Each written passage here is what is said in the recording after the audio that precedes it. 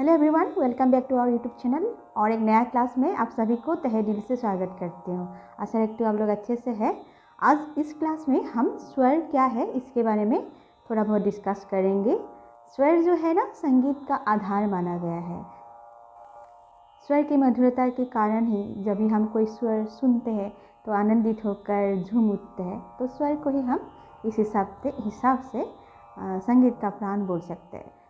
संगीत दर्पण के अनुसार संगीत दर्पण ये बोलते हैं, श्रुतियों से ही जो सातों स्वर ऋषभ, खरज, मध्यम, गांधार, ये सातों स्वरों का उत्पन्न हुआ है।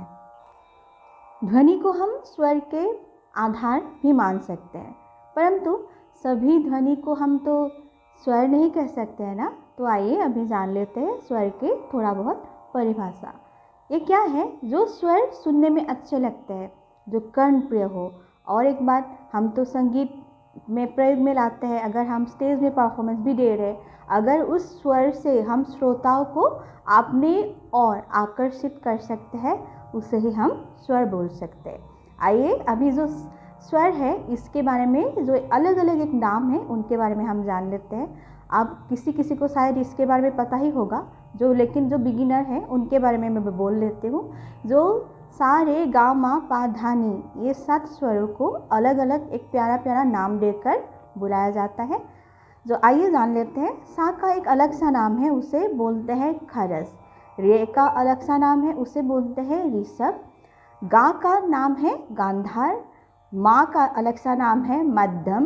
पंचम है पा का नाम।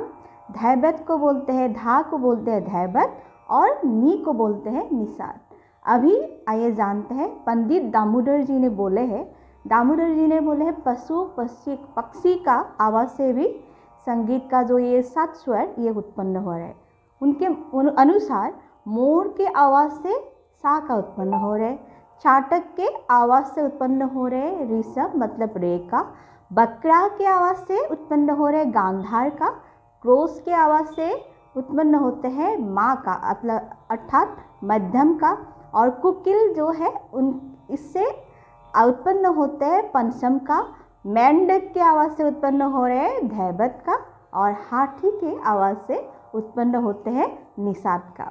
आइए, एक लोक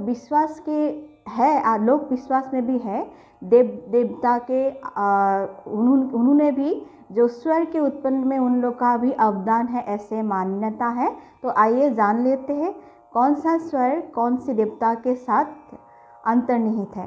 तो अग्नि को माना जाता है सा के साथ रिलेटेड है, ब्रह्मा को रिलेट करते हैं ऋषभ के साथ, और सरस्वती को रिलेट किया जाता है गांधार के साथ, महादेव को रिलेट किया जाता है मध्यम के साथ, विष्णु जी को रिलेट किया जाता है पंचम अर्थात पा के साथ, गणेश जी को कनेक्ट किया जाता है धैवत के साथ, और सूर्य को रिलेट किया जाता है निषाद अर्थात नी के साथ। स्वरों के 2 प्रकार होते हैं, ये है शुद्ध स्वर और विकृत स्वर। शुद्ध स्वर होते हैं जो अपने स्थान से हटते नहीं है, अटल रहते हैं अपने स्थानों पर, ये अटल रहते हैं, इसलिए इसको शुद्ध स्वर कहलाते हैं। 7 प्रकार का शुद्ध स्वर होते हैं, ये है सा, रे, गा, मा, पा, धा, नी, ये अपने स्थान पे ही रहते हैं, इसलिए इसको शुद्ध स्वर बोलते हैं। और विकृत जो स्वर है ये अपने स्थान से हटते हैं, और हम बोल सकते हैं अपने स्थान से ऊपर या नीचे होते हैं, उनका स्थान इधर उधर होते हैं, तो इसलिए इस स्वर को विकृत स्वर बोलते हैं।